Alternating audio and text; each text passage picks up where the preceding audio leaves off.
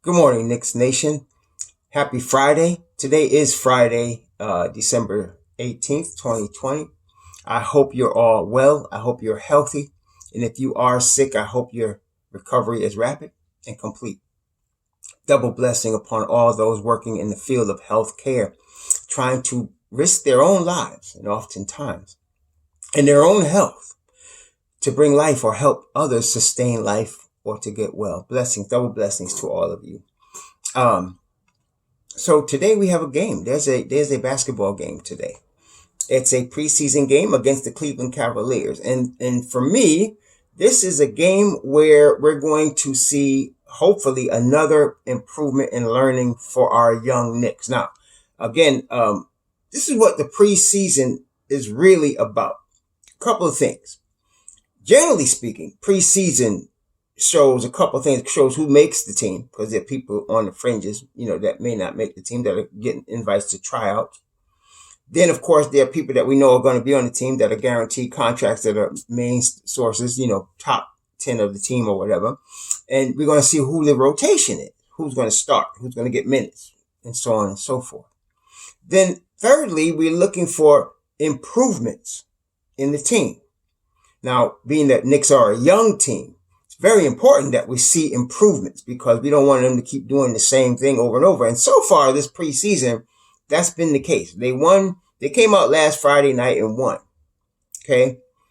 And everybody was hyped and that's cool. But then Sunday, the Detroit Pistons made adjustments and the Knicks didn't adjust to those adjustments and they lost.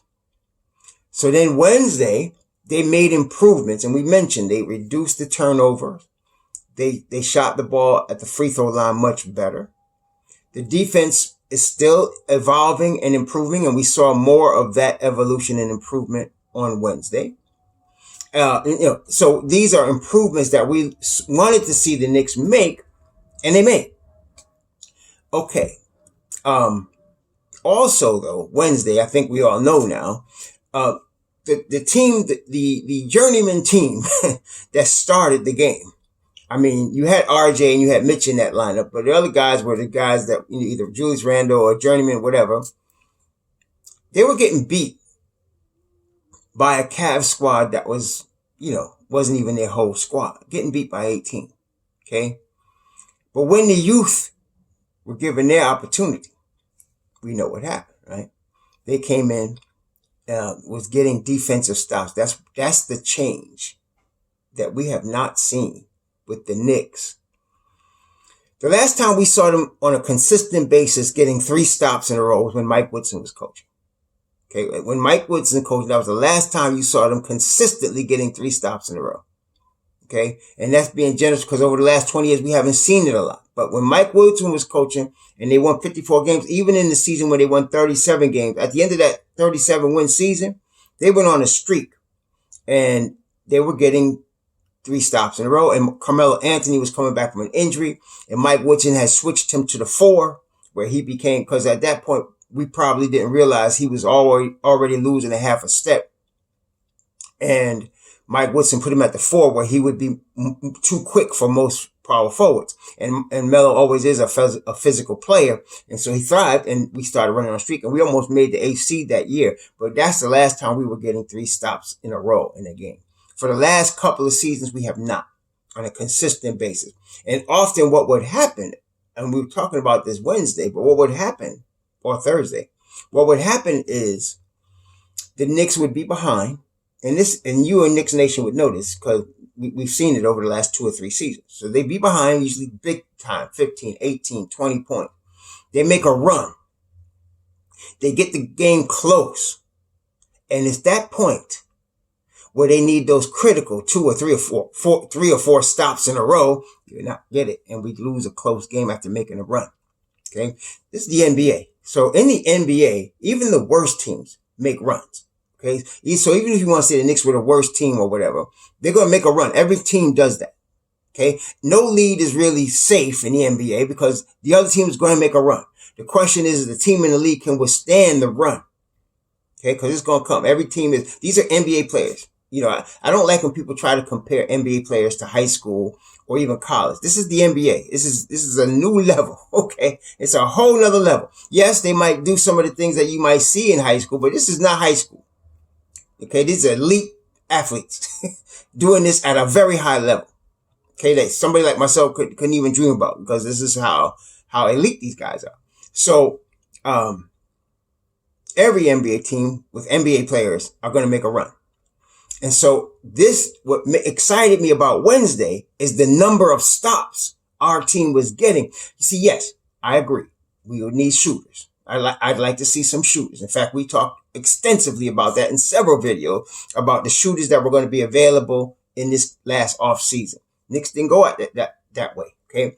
But instead, we drafted a shooter, in IQ. We drafted a shooter in Obi, and we also got Alec Burks. Okay. Some people might consider Austin Rivers a shooter, but really Austin Rivers is an NBA level shooter, but he's an average NBA level shooter. He's not an elite NBA level shooter. Okay. What I believe is IQ has the talent to become an elite NBA level shooter. Now, he has to prove that, but I think over the course of the season, with given minutes, he will. So what we saw Wednesday was the New York Knicks putting together stops. It does not matter against what professional team they were doing it against, because it's preseason. But the fact that they were doing it gives them the confidence to understand that, yes, we can do this. Okay. We can put together stops. And again, over the last 3 games, they're giving up an average of 92 points a game, which in the NBA would be a top 10 defense. Okay. That's all we're looking for. So tonight, I don't know who Thibodeau is going to start. Now, obviously, we'd like to see him insert some of the more youth into the starting lineup. So he had RJ and he had Mitchell Robinson. They'll probably start again tonight, because he mentioned yesterday in the press conference that whoever was held out of Wednesday's game is going to be held out of this game because his thing is he wants them to be 100% healthy. And I totally get that. Don't come back unless you're ready to play 100% for a couple of reasons. Number one, don't want to see you limping on the court and not able to give full effort, and you're hurting us. Okay. You got to come back ready to play 100% with full tilt. Okay. Secondly, it gives other people a chance to take your spot. I mean, he didn't say it that way, but that's really what's going on. Okay. And then you got to work really hard once you do come back fully healthy to get your minutes back. Okay. Cream always rises to the top. So Nerlens Noel is not going to play tonight. He's going to be sitting. I think Alec Burke is out for personal reasons. So it's not like he's hurt. He's going to be sitting. Who else did he mention? He mentioned, they asked him about Frank Ntilikina. He did not mention Frank when they asked him. He mentioned Burke and he mentioned Nerlens Noel. So I don't know if Frank's going to play tonight or not. I don't know. I know that they did say they held out the players that were injured, like Noel, like Frank, but the injuries weren't serious for you starting the trip. They weren't serious. They were just held them out because they were taking precautions. Because like I said, Tibbs want everybody 100% healthy when they hit the floor. Okay. So tonight we might see Mitch and RJ. I'm wondering if they're going to insert another youth like Kevin Knox into the starting lineup tonight. I would like to see that, but we'll see what happens with that. But what we are looking for tonight, this is the key here. Cleveland is in their last preseason game. I don't know if they're going to play Colin Sexton. Probably not going to play Kevin Love because, like I said, to me, he's one of the most injury-prone cats that's supposed to be an all-star in the NBA. I don't like people that are injured all the time when you're getting paid $100 million. But that's another story. Okay? That's $100 million and you're not playing.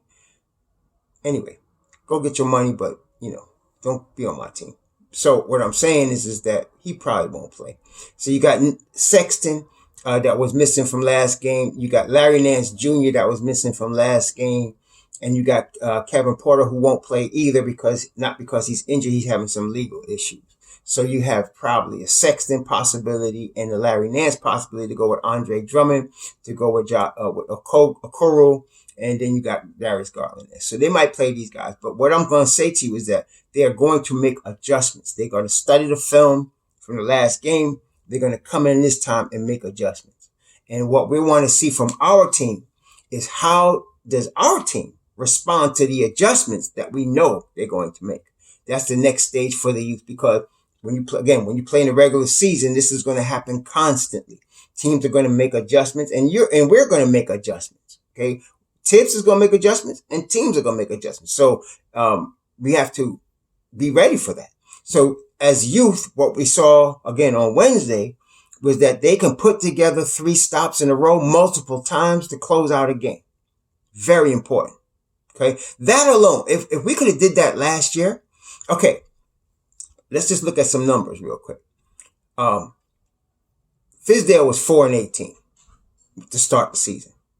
Okay. Miller won 17 games. I think he was 17-37 or something, or 17-27 to finish the season. Miller was winning games at a rate that if he had started the season as the head coach and did that same rate, we would have won about 33 games last year. Okay. You could add to that probably 5 or 6 more games that we lost where we were down 18-20 and made a run and couldn't put together 3 stops in a row. You could add, let's be conservative, say you add 5 games to that. Okay. That'll got us to 38 wins. Okay. Now we're starting this season and everybody's focusing on how bad we shoot. Yes, we don't shoot the ball well. No, we don't. But the key thing is, even if you don't shoot the ball well, if you could put together stretches of 3 and 4 stops in a row, you will be in the game. Okay. You will be in the game. Okay. And at that stage is where you want your youth. And this is where RJ comes in. This is where Quickly comes in. This is where Obi comes in. You want your youth to start to develop as closers. That's what you want. You want them to develop as closers. If those cats can become closers, and you say, so what I mean by that is there are players in the league that at the end of the game, they got this, some players shy away from it. Some players say, no, give me that ball. I'm going to score. I don't care what it is. That's a Kobe type thing, like, you go into the huddle and it's the Lakers and the game is 2 points, 1 possession. And Kobe said, I don't give a crap what the play is. Give me the ball. I'm going to score. That's a dog. And closers like that are dogs, you want to develop out of the people you draft. If you can, Obi, RJ, okay, like I said, IQ, okay, hey, even Kevin Knox. Okay, so what I'm saying is that even if we can't shoot the ball, it's an opportunity to develop closers. Okay, and if you could get a couple of these cats to do that, like I believe RJ is already a closer. Okay. He just, and he's improved his jump shot. And so, I think Obi has the heart to be a closer. And I say IQ does too. So, but if they can prove that during the course of the games this year and we keep the games close, we are talking 31 wins. We are, because that is going to win some games. It's a shortened season. See, 31 is the equivalent to 35 last year. Maybe more. Okay.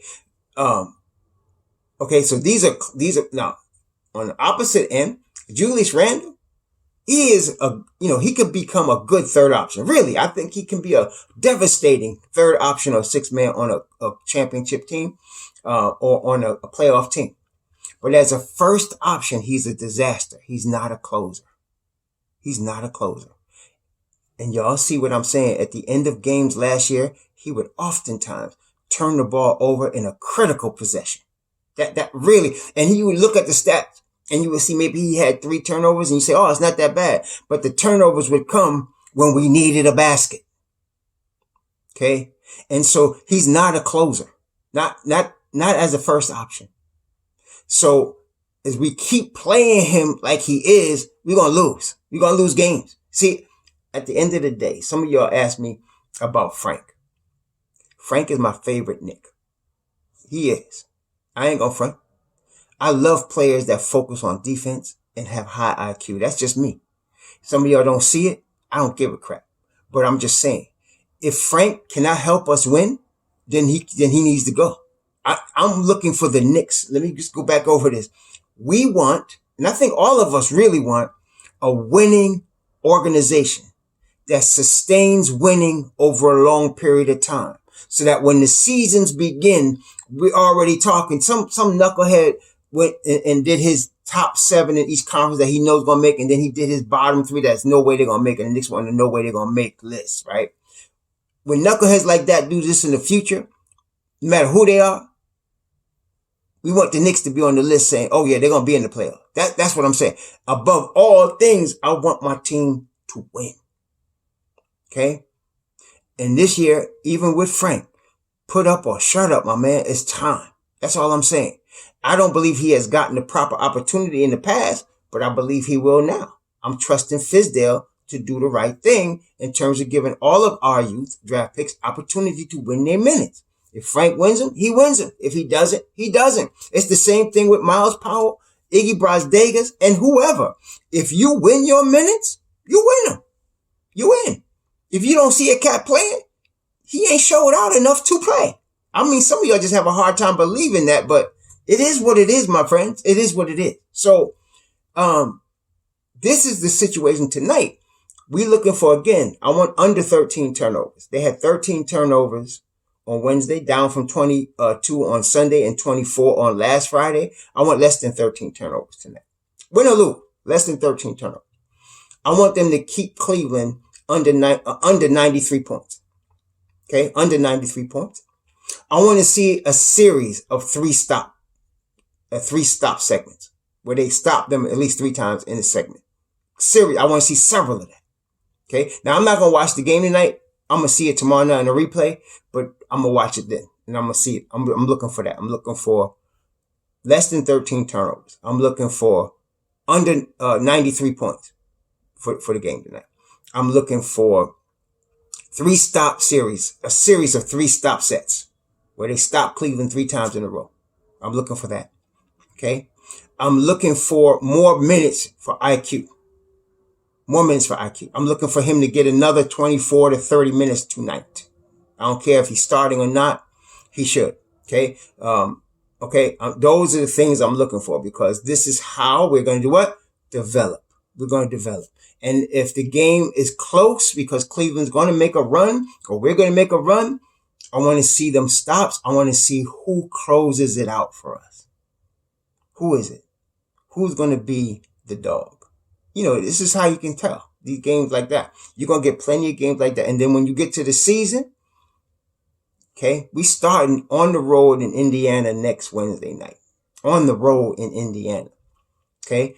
Indiana, I don't know what to expect from them this year, because they fired one of the best, in my opinion, one of the best coaches in basketball, in Nate McMillan.